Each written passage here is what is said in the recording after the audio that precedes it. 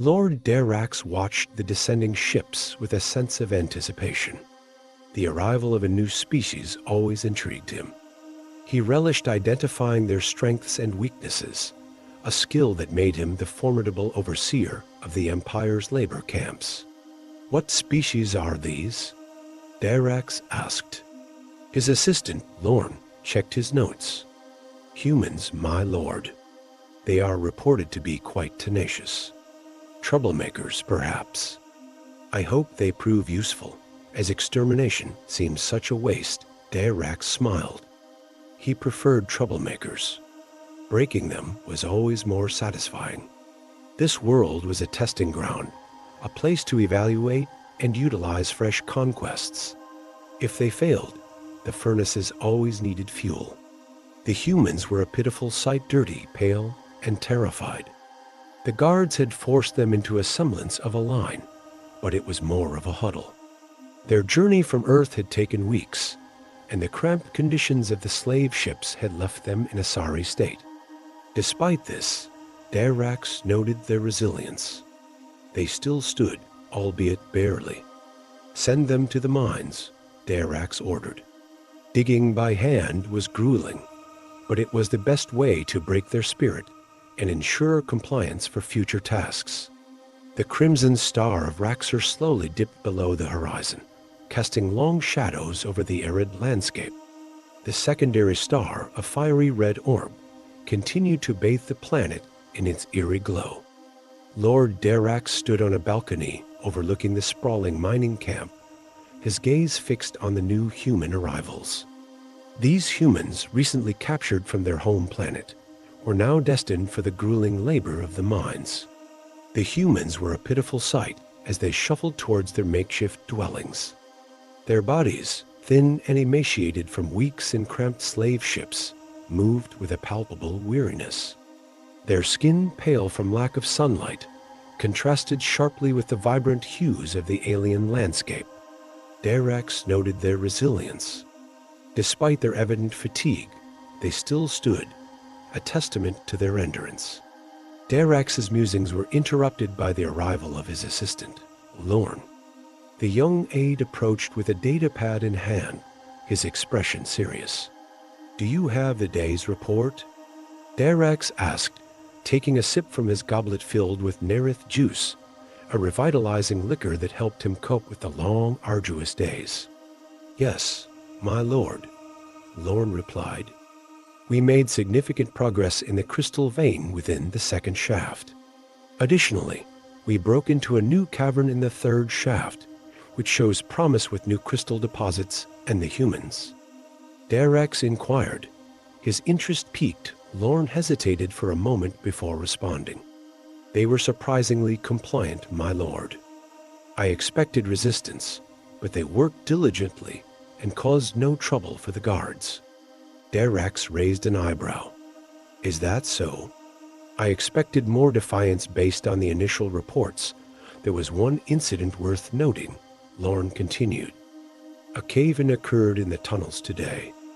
One of the guards was trapped under the rubble, pinned from the waist down. A human slave retrieved the guard's dropped gun." Darax's expression darkened. "Was the guard killed?" "No, my lord. The human did not shoot the guard.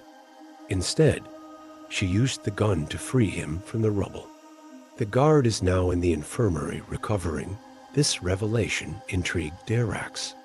A slave showing compassion towards a captor was unusual. "Bring this human to me," he ordered. "I wish to meet her." Emma, the human in question, was brought before Darax. She was small and frail, her appearance a stark contrast to the imposing figures of her captors. Despite her diminutive stature, there was a spark of determination in her eyes. "Does she have a name?" Darax asked. "Emma," she replied in broken language. "I am a translator on Earth. Learned your tongue from guards."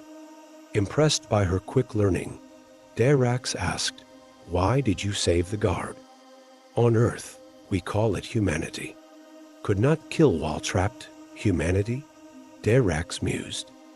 Did you expect freedom for this act? No, just we serve better with tools. Darax considered this. Tomorrow, let a few humans use rock hammers. If there are any issues, they return to shoveling by hand. The next day, a select few humans were given rock hammers. Under the watchful eyes of the guards, they worked diligently, their movements precise and calculated. Emma, true to her word, demonstrated that humans could indeed serve better with tools. Darax watched from his balcony, a sense of satisfaction washing over him. These humans, with their resilience and adaptability, might just prove to be the perfect labor force he had been searching for. But he knew better than to trust them completely. For now, he would observe and evaluate, always ready to crush any sign of rebellion with an iron fist.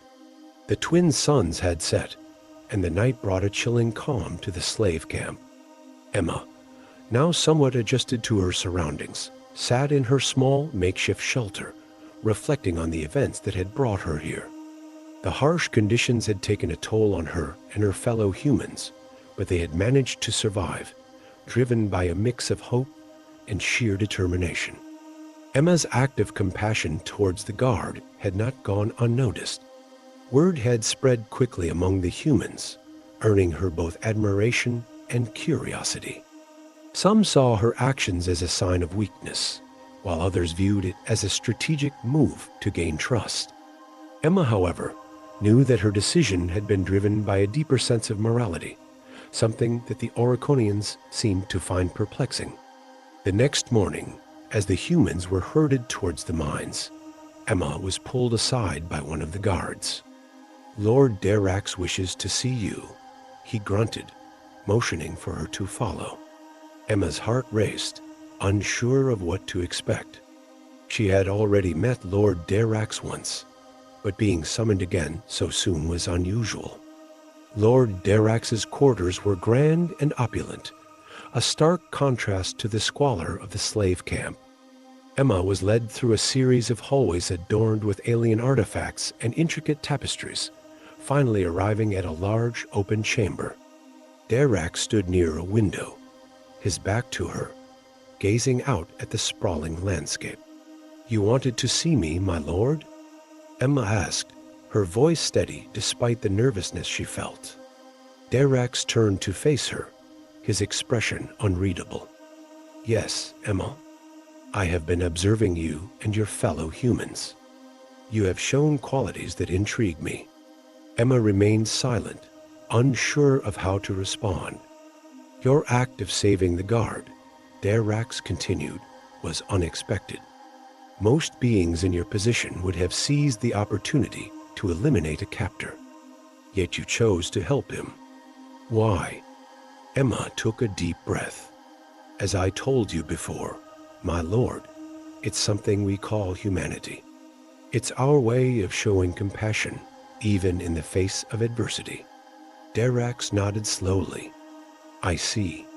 Compassion is a rare quality among the species we encounter. It can be seen as a strength, but also a potential weakness. Do you not fear that your kindness will be exploited?" Emma met his gaze. "Perhaps, but I believe that showing compassion can also inspire it in others. It's a risk, but one worth taking." Darax studied her for a moment, then turned back to the window. "You are a curious species, Emma. Tell me more about your people. How did you come to develop such traits?" Emma hesitated, then began to speak. She told Darax about Earth, its history, and the struggles humanity had faced. She spoke of wars and conflicts, but also of progress, resilience, and the ability to adapt and overcome challenges. She described the diverse cultures and the advancements in technology, painting a picture of a species that was complex and multifaceted. Darax listened intently, absorbing every word. When Emma finished, he remained silent for a few moments, deep in thought. Finally, he spoke. "Your people are indeed remarkable. I can see why the Galactic Council has taken an interest in you. Emma frowned. The Galactic Council. Yes, Darax replied. A coalition of advanced civilizations that governs much of the known galaxy. They maintain peace and order, but they are also always on the lookout for new allies and resources.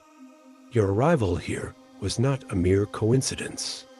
The Council has been monitoring your world for some time. Emma's mind raced. The idea of being watched, of her people being evaluated as potential allies or resources, was both intriguing and unsettling. And what do they plan to do with us? That remains to be seen, Darax said. For now, your people will continue to work in the mines. But if you prove yourselves useful, there may be opportunities for more favorable conditions. Emma nodded, understanding the unspoken implications. They were being tested and evaluated for their potential to serve the interests of the Galactic Council. It was a daunting prospect, but also a potential path to a better future. As she was led back to her shelter, Emma's mind was filled with thoughts of what lay ahead. The challenges were immense, but so were the possibilities. She knew that her people had the strength and resilience to endure, but they would need to be smart, strategic, and united. That night, as she lay on the hard, cold ground, Emma made a silent vow. She would do everything in her power to protect her people and find a way to secure a better future for them. The path would be difficult and fraught with danger, but she was determined to succeed. The fate of her people depended on it. Emma's encounter with Lord Darax marked a significant shift in the dynamic of the human slaves. Word of her conversation with him spread quickly, igniting a spark of hope among her fellow humans. The idea that their captors might see them as more than mere laborers provided a glimmer of possibility in their otherwise grim existence. In the days that followed, Emma continued her work in the mines, her thoughts constantly returning to her promise to protect and uplift her people. The conditions were harsh and the work backbreaking, but Emma's determination never wavered.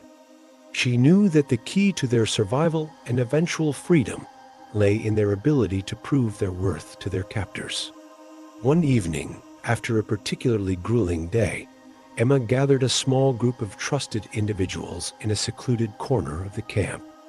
Among them were Sam, a former engineer, Maria, a medical doctor, and Daniel, a skilled tactician. They were some of the most capable and resourceful members of their group, and Emma trusted them implicitly. We need to start thinking long-term, Emma began, her voice low but firm. Lord Darax has shown interest in us, and that's an opportunity we can't afford to waste. We need to demonstrate our value, not just as laborers, but as intelligent, skilled individuals.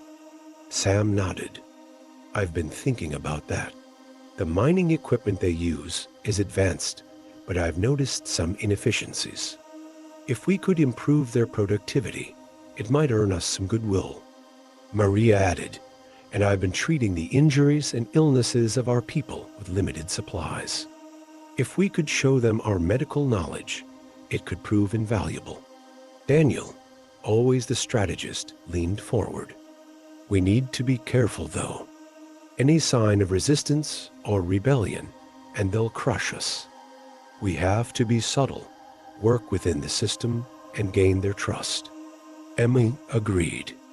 Exactly. We need to start by making small improvements and showing initiative without appearing defiant. It's a delicate balance, but I believe we can do it. The group spent the next few weeks quietly implementing their plan. Sam began discreetly modifying the mining equipment, increasing its efficiency and reducing the physical strain on the workers. Maria set up a makeshift clinic, using her medical knowledge to treat injuries more effectively and prevent illnesses from spreading.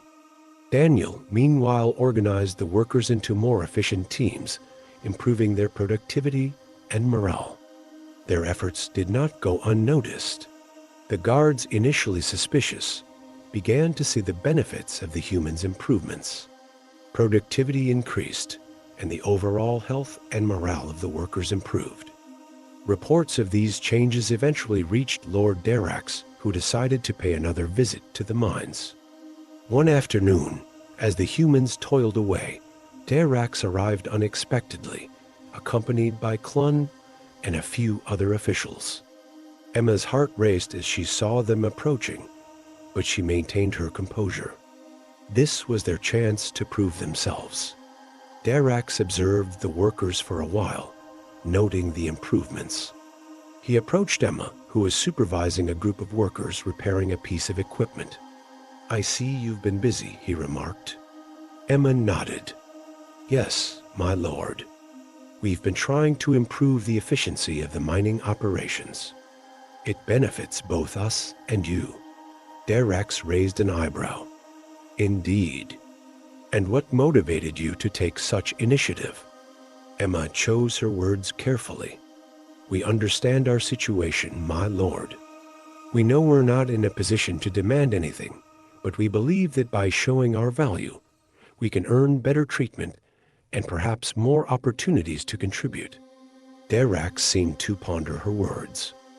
"Your approach is pragmatic. Very well. I will allow you and your group to continue your work. But remember, any sign of defiance, and the consequences will be severe." Emma bowed her head. "We understand, my lord. Thank you for your consideration." As Darax and his entourage left, Emma let out a sigh of relief. They had passed the first test, but she knew there were many more challenges ahead. The road to freedom and recognition would be long and arduous, but with each small victory, they moved one step closer to their goal. In the following months, the humans' contributions continued to grow. Sam's engineering skills led to significant advancements in mining equipment. Maria's medical expertise saved countless lives, and Daniel's strategic planning improved the overall efficiency of their operations. The humans earned grudging respect from their captors, and their living conditions gradually improved. However, Emma knew that true freedom was still a distant dream. The humans were still prisoners, and the Oriconians still held all the power. But she remained hopeful, believing that their determination and resilience would eventually lead to a brighter future. As Emma lay in her shelter at night, she thought about the path that lay ahead. They had made progress, but there was still much to be done. The humans had shown their worth, but they needed to continue proving themselves. They needed to stay united, to support each other, and to never lose sight of their ultimate goal. With renewed determination, Emma vowed to keep fighting for her people, to keep pushing for better conditions and eventually freedom. She knew that the journey would be difficult, but she was ready to face whatever challenges came their way. For Emma and her fellow humans, the struggle for survival and recognition was just beginning. Emma's actions and the efforts of her small team had not only improved conditions, but had also earned the cautious respect of Lord Darax. However, Emma knew that this was merely the beginning. True freedom and equality were still far out of reach, and she had to tread carefully to avoid drawing too much attention while continuing to make progress. As the weeks turned into months, Emma's influence quietly grew. She became a beacon of hope for the human slaves, symbolizing resilience and the possibility of a better future. With every small victory, their spirits lifted and their resolve strengthened. Emma's leadership and strategic thinking began to shape a more organized and cohesive group. One day, while Emma was overseeing a repair task in one of the mines, an unexpected opportunity presented itself. A young Oriconian scientist named Dr. Laura, who had been assigned to study the mining operations, approached her. Unlike most Oriconians, Laura seemed genuinely curious about the humans and their potential. "I've been observing your work, Emma," Laura said, her tone devoid of the usual condescension. "Your improvements to the mining equipment are impressive.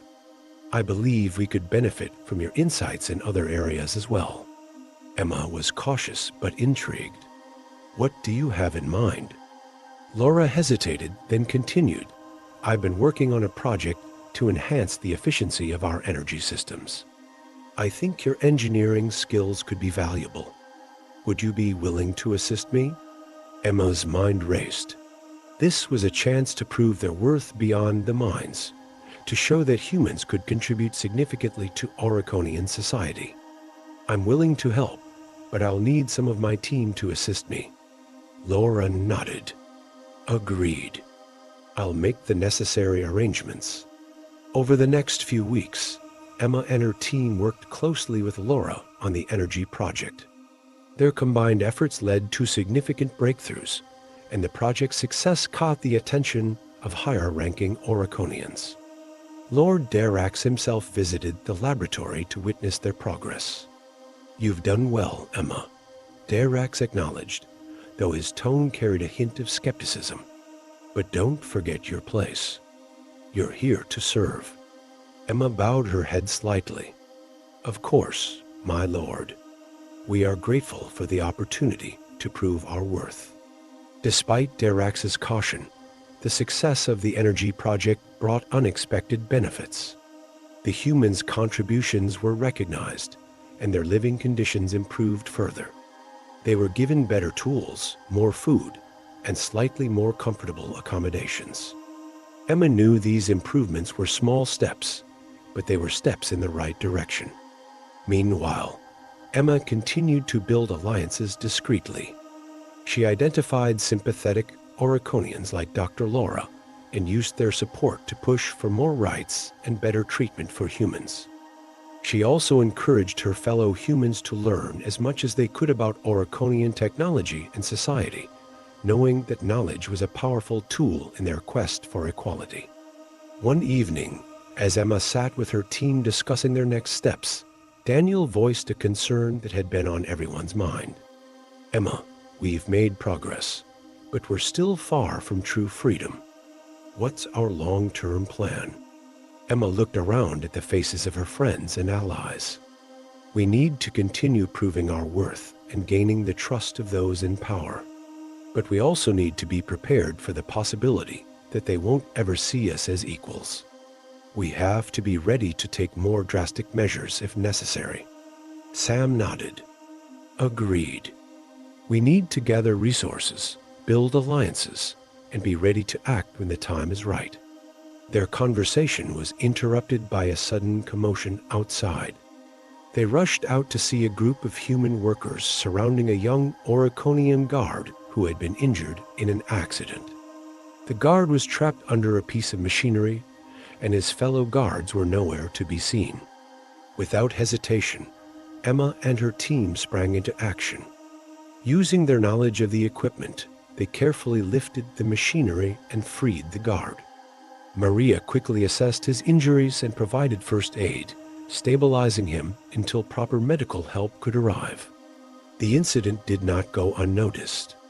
News of the humans' quick thinking and willingness to save one of their captors spread rapidly.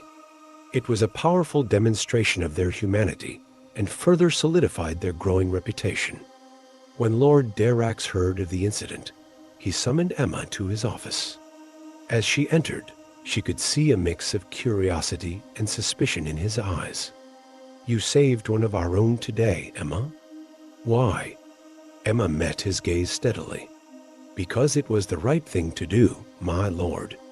We may be different species, but we all share the same basic humanity. Helping each other makes us stronger. Darax studied her for a moment, then nodded slowly. Perhaps there is more to your species than I first thought. Continue your work, Emma. But remember, your primary duty is to serve. As Emma left Darax's office, she felt a sense of cautious optimism. They had taken another step towards earning the respect and trust of their captors. But she knew that the road ahead was still fraught with challenges. The ultimate goal of freedom and equality remained distant, but with each small victory, they moved closer to making it a reality. Back in the human quarters, Emma gathered her team and shared the news. We're making progress, she said, her voice filled with determination. But we can't let our guard down. We need to keep pushing, keep proving ourselves, and be ready for whatever comes next. Her words resonated deeply with her fellow humans. They knew the path to freedom would be long and difficult, but with Emma's leadership and their unwavering resolve, they believed they could achieve it. Together, they continued their journey, driven by hope and the unyielding spirit of humanity. The humans, led by Emma, overthrew their captors and liberated the labor camps. The Galactic Council, witnessing the humans' resilience and strategic prowess, welcomed them as allies. Emma became a symbol of hope, her story of deception and triumph inspiring countless beings across the galaxy. The Oricon Galaxy entered a new era, united by the shared values of freedom and justice. The humans, once seen as primitive, became leaders and innovators, their indomitable spirit driving the galaxy towards a brighter future.